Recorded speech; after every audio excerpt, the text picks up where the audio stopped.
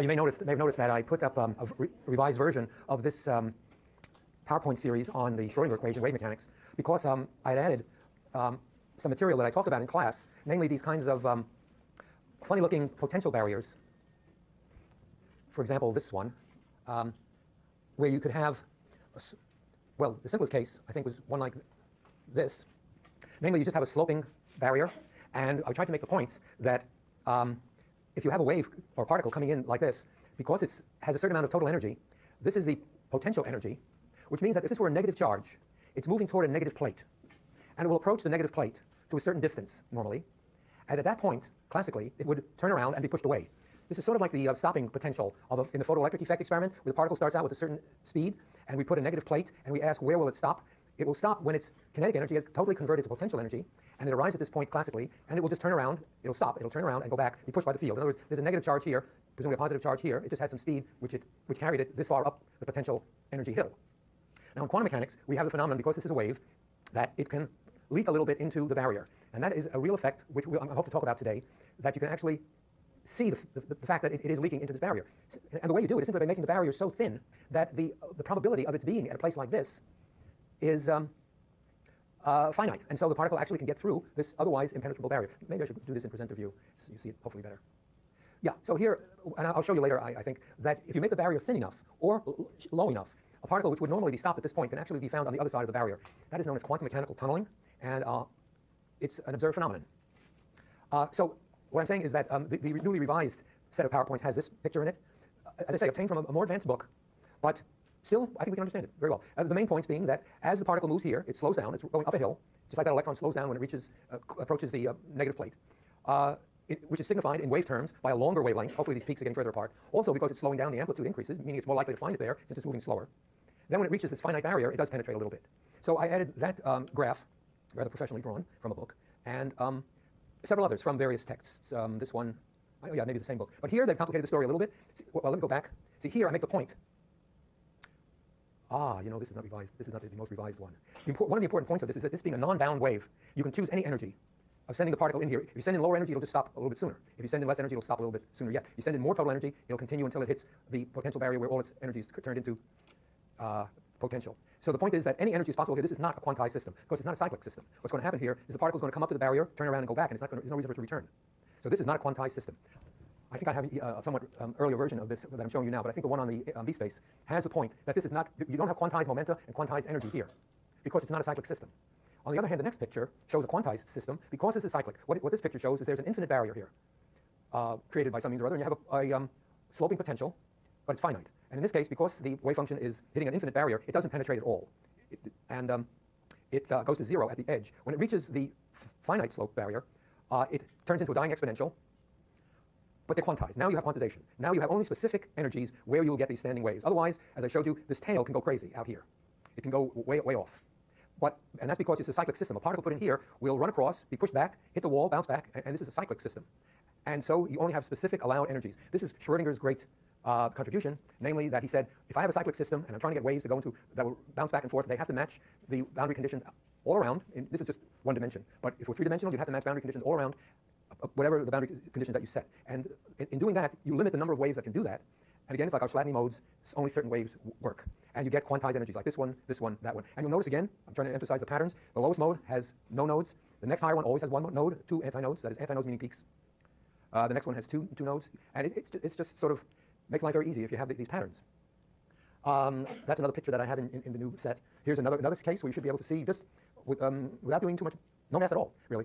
You can have a one node, and if it reaches a finite potential, it sort of just tails off. That's an allowed quantized mode, because this is confined to the space between here. At this point, but this potential setup is a little bit different from the one before, in that I've put in, or this gentleman, Mr. Miller, has put in an infinite barrier over here. In other words, you ride up a slope, and then you have an infinite barrier. Well, an infinite barrier, the wave function must be zero, because it just can't get into an infinite barrier. That's one of the rules, in a way. So it must be zero here, and it must be zero here, but it is one extra half wavelength longer than the earlier mode, you see? So even though it's a complicated looking thing, but it still has the same pattern of one peak, two peaks, and one node, three peaks and two nodes. Then you have to worry about what it does at the edges. But because it's a cyclic system, in other words, a particle put in here, give it some energy, it'll bounce back and forth, it's cyclic, it's quantized, the energy becomes quantized, the momenta become quantized. Yes? But when you say finite and infinite, you're limiting the height of the barrier. That's correct. So why should a particle care how high a barrier is? Well, because Well, the point is, it's a wave that's doing something like, well, for the sake of being mathematical, the risk of it, you'll have E minus V times psi. So if the V becomes infinite, in other words, if it's trying to go into an infinite potential, you will have the curvature. Let's see, the curvature will now be infinite. Let's see how that would be. Yeah, well, it turns out that if you do this, what happens is that the rate at which it falls depends on your deficit between your energy and the potential you're trying to get over. In other words, you come in with this energy, you'll have a certain rate of fall. If you come in with a lower energy to a potential barrier, your deficit is this much, and your fall will be greater. So the bigger the deficit here, the more rapid the fall. And when you get to infinity, it's immediate. That's what's happening there. So if you have, I don't know exactly how you would construct an infinite barrier. That's sort of a made-up example to push, to illustrate the point. But in general, the good thing is, and I think I showed that in that French animation, that I think the story was I had a wave coming in at a certain energy, and it sort of penetrated a certain amount. And as it came in closer in energy to the top of the barrier, it penetrated further and further. And then when I finally reached an energy just to get me over the hill, it had it's penetrated so far, it's actually a new wave. So if you go over the barrier, then the wave turns into a longer wavelength over here. Again, it's the idea, this very simple idea, that if I roll a ball up a hill onto a plateau, I start out with a certain amount of kinetic energy, I roll the ball up, by the time I'm here, I have a much lower kinetic energy, and so this would be represented by a long wavelength, this would be represented by a short wavelength. But if I get over the hill, I have another traveling wave. All right? Good. It's a good question. Sometimes these diagrams are a little hard to understand what we're talking about. That's, well, okay, and then I went through a number of somewhat more realistic cases here. This is, again, our old infinite square well. And this is the one with the finite wells and its tails. Okay, somehow this is a very, very old version, I'm sorry to say. Sometimes when I transfer from the flash drive to this, it doesn't seem to change things. Anyhow, okay, but let me go on to explain a few things. Namely, well, we have the Bohr theory, which is classical up to a point, but Bohr puts in those quantum conditions on the angular momentum, and also the fact that energy is released when an electron drops from one level to another. So he puts in some quantum ideas in his theory.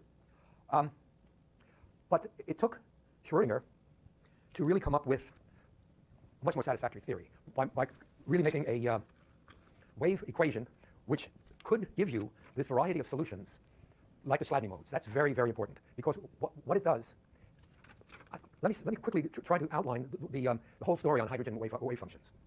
It's maybe perhaps too much, but the point is something like this. We're going to start out with what's called the principal quantum number, which is called n. We're going to write down here the radial wave functions and the angular wave functions. See, what we have here is a three-dimensional problem. You have the hydrogen atom is a three-dimensional ball of charge. There's a dependence as you go out from the center, that we call that the radial wave function. For example, in hydrogen, as you go out from the center, in the first state, the wave function just goes down. I would call this the radial wave function for the quantum number n and for the quantum number L. So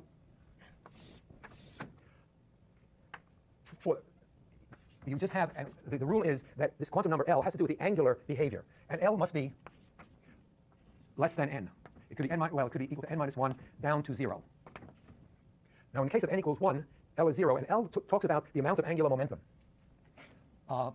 So what this one looks like, actually, is just a ball of charge. The angular dependence just looks basically like that. It's actually saying that and for the angular momentum to be 0 is a very strange thing, because angular momentum has to do with a velocity, the electron's velocity, and its distance from the nucleus, r. Right? That's what we mean. mv times r cross r gives you an angular momentum. In fact, it's L is equal to r, the cross product with mv. So in this case, if you cross r with mv, the L is actually out of the blackboard here.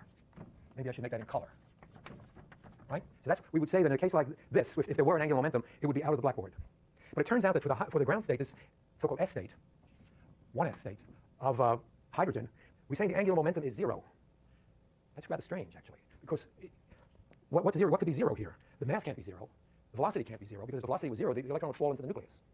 Right? It has to be moving to live, or else it will fall right in. So what could be 0? The answer is that r is 0, which is a very peculiar result. It says that the electron is actually heading straight into the nucleus. There is no r.